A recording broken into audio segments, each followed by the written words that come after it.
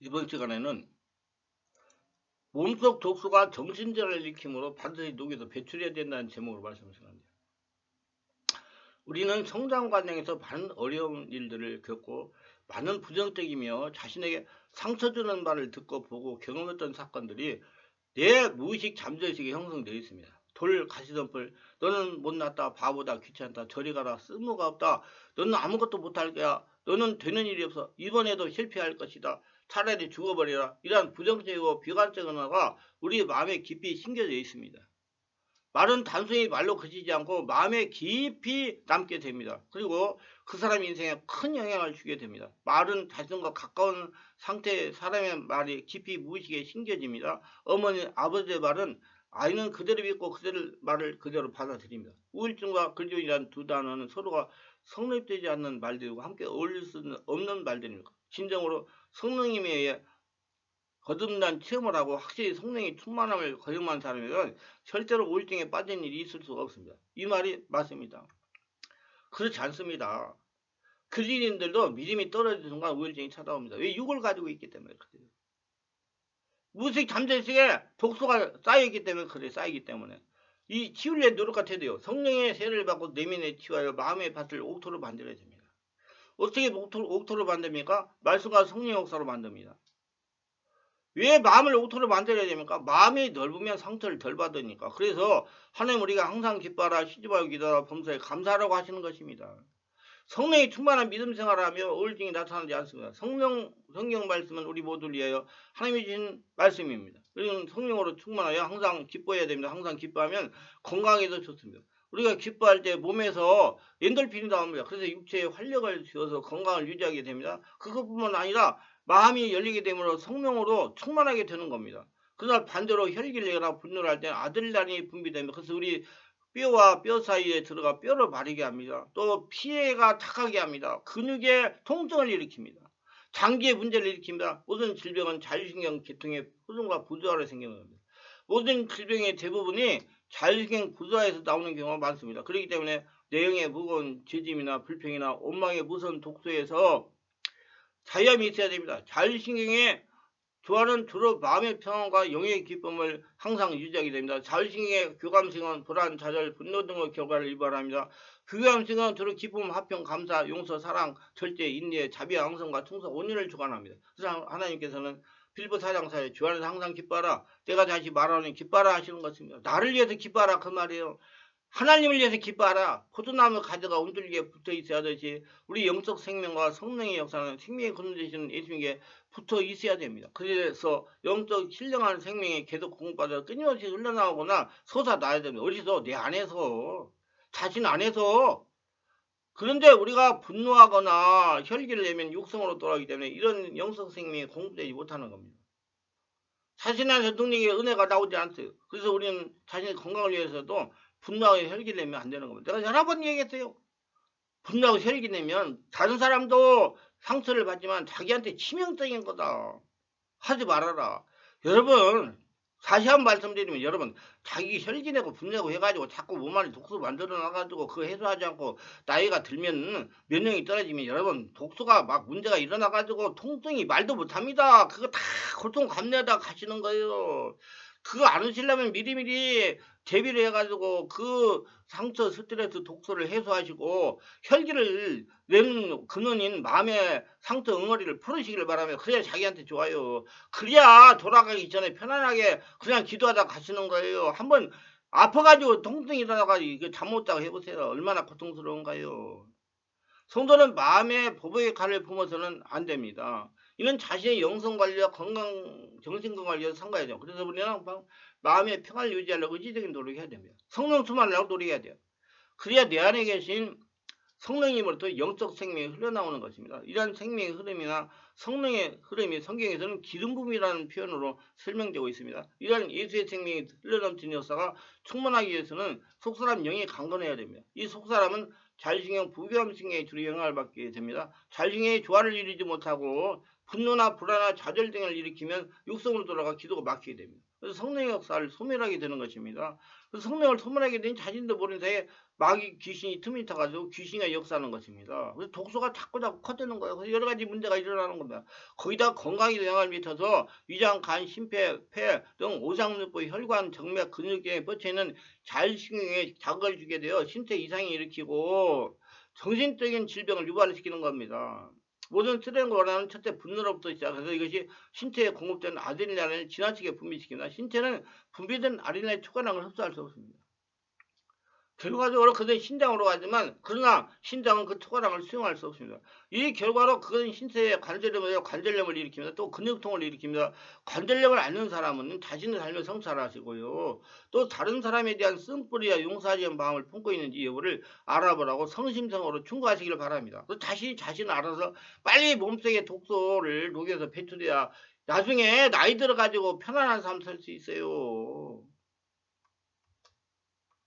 아니 통증이 있어가지고 일을 박박 갈면 저녁에 있어도 얼마나 힘든 거예요. 사는 것이 지옥이지요. 그래서 분노나 혈기는 성령으로 소멸을 하게 됩니다. 성령의 소멸하니 자신의 영 안에서 생명이 올라가지 못하므로 자신의 영적인 생활에도 지대한 영향을 줍니다. 우리는 자신의 건강과 성령의 충만함을 위해서라도 혈기나 분노를 다스려야 됩니다.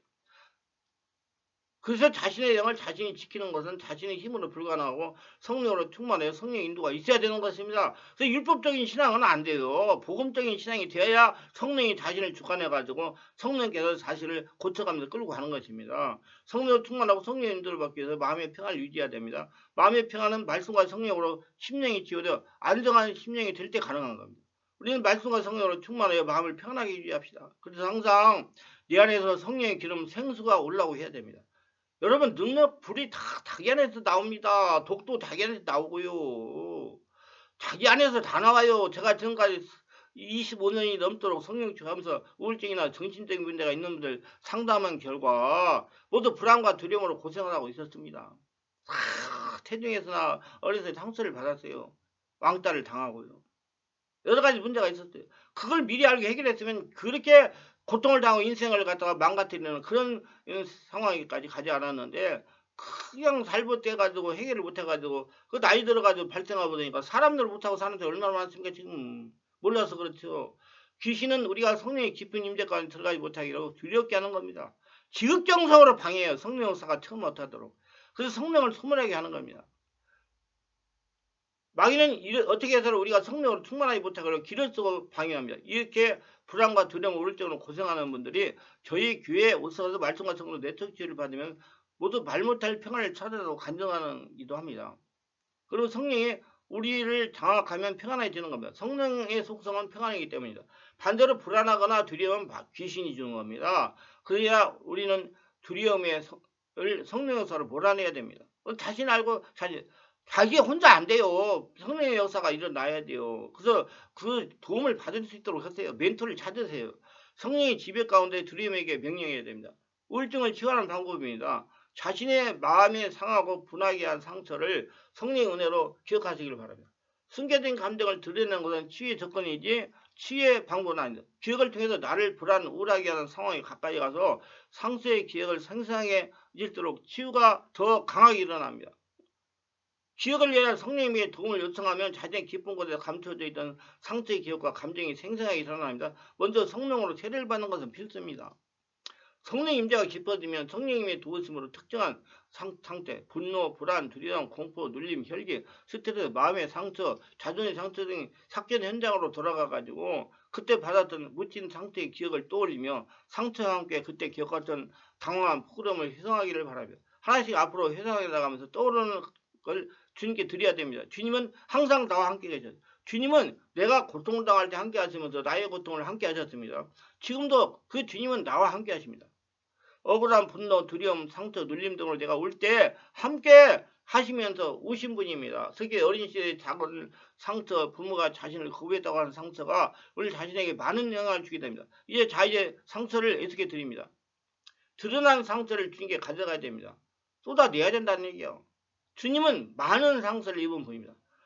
그러기에 상처 입은 사람들의 고통의 삶을 누구보다도 안타깝게 여기고 계십니다. 예수 그리스도에게 성령님의 능력이 치유를 간곡하게 부탁해야 됩니다. 우리가 지울 수 없는 상처를 주님께 드려야 됩니다. 주님께 상처를 드릴 때 보혈의 능력으로 성령의 역사로 상처가 치유를 받게 됩니다. 그러면서 성령의 역사가 일어나서 상처를 바깥으로 내보냅니다. 쏟아져 나가야 돼요. 은혜 받았다가 아니라 쏟아져 나갔다, 치유가 됐다, 밖으로 떠나갔다. 많은 분들이 불러 태워줘요. 아니, 불러 태우는 게 아니고 성령의 역사로 밖으로 떠나갔다 이렇게 돼요. 상처 자리에 주님의 위로와 평안과 은혜로 채워야 됩니다. 이렇게 깊은 차원의 치유를 스스로 하는 것입니다. 이렇게 지속적으로 순종하면 우울증은 반드시 치유가 됩니다. 의지가 있어야 돼요. 절대로 정신병은 불치병이다, 딴치병이다 하는 세상 소리 기울이 기리지 말고 예수님에게 나와서 말씀과 성령으로 깊은 차원의 치유를 하시길 바랍니다. 그리고 자신의 가족 중에 이렇게 정신적인 문제가 있는 분들은 부끄럽게 생각하지 말고 드러내가지고 나오세요. 지금 우리 세상에요. 지금 코로나19 이후로 해가지고 30% 정도가 정신적인 문제를 가지고 있대요. 그러니까 여러분 돌아다닐 때 좀 조심해야 됩니다. 정신병 환자가 돌아다닐 수도 있으니까. 10명 중에 3명이라는 얘기예요. 그 지금 정신건강의학과가 VIP수로 늘어나고 있잖아요. 그거 지금 호황을 누리고 있던 정신건강의학과가 사람이 그런 정신적인 문제가 많아가지고 지금 문제가 심각합니다. 그래서 나라에서도 그 정신건강의학에 굉장히 관심을 갖고 있잖아요. 우울증으로 남편과의 불화가 심하다가 치유받은 분의 간증입니다. 저는 남편과의 불화가 너무 심해가 우울증으로 고생을 했습니다. 저는 남편이 평소에 술을 드시지만 술주정을 하거나 다른 실수를 하는 분도 아닙니다. 근데 남편이 술을 드시는 모습을 보기만 하면 참지 못하고 온갖 혈기를 다 부리는 겁니다. 남편이 술을 많이 먹는 분도 아닌데 술 냄새만 났다면 남편이 집에 들어오지 못하게 하면서 혈기를 부렸습니다. 저는 저의 혈기 때문에 남편과의 불화가 끊이질 않았습니다. 남편도 정말 힘이 들었을 것입니다. 그래서 오랜 세월 울며 기도하고 금식기도 했지만 전혀 나아지질 않았습니다. 인간적인 활동이기 때문에 이 문제로 인해 오랜 세월 고통하며 지내던 중 충만한 교회 네트워크 세미나에 참석하게 되었습니다. 그 세미나에서 이 모든 문제의 근원이 저에게 있음을 깨닫게 되었습니다. 내 자신을 알게 되었습니다. 기도한 중 갑자기 나의 기억 속에 떠오르는 것이 있었습니다. 이것은 내가 초등학교 저학년 시절에 집에 마루에서 공부를 하고 있었을 때 갑자기 아버지가 술에 취해 집으로 돌아오셔가지고 손에 사벌을 들고 저를 죽이겠다고 소리지면서 달려들었습니다. 놀라서 집들어 도망가서 보리밭으로 달려가 그 속에 엎드려 숨어 있었습니다. 멀리서 아버지가 소리를 지르며 악을 쓰는 소리에 오랜 시간 공포를 떨었습니다. 얼마나 이때 큰 상처를 입었는지 모릅니다. 시간이 흐르고 점차 기억 속에 사라져 갔습니다.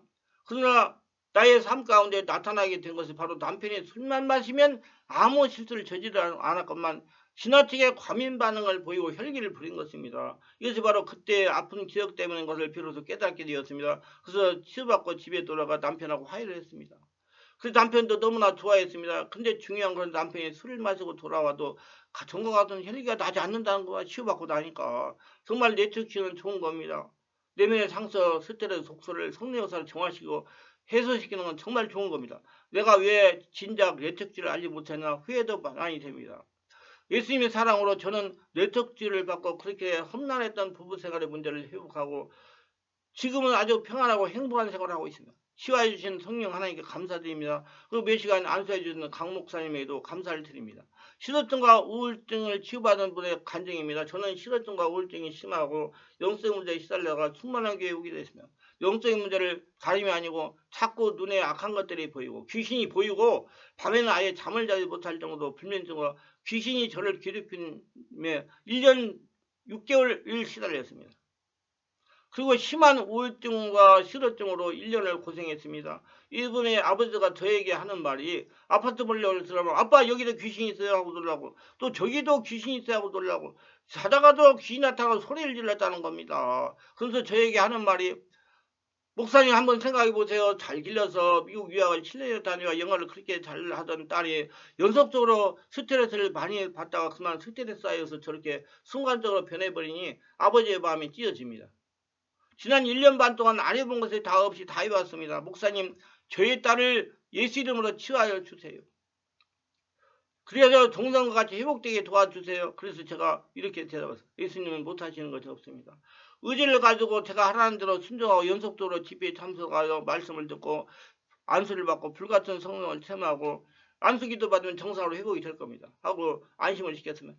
본인의말로 무당의 옷을 입은 귀신은 밤에 많이 나타나고 흉측하게 생긴 귀신은 낮에도 아파트 문을 열면 나타나고 놀라게 했다는 겁니다. 근데요, 이 자매가요, 어렸을 때부터 상처가 굉장히 많았습니다.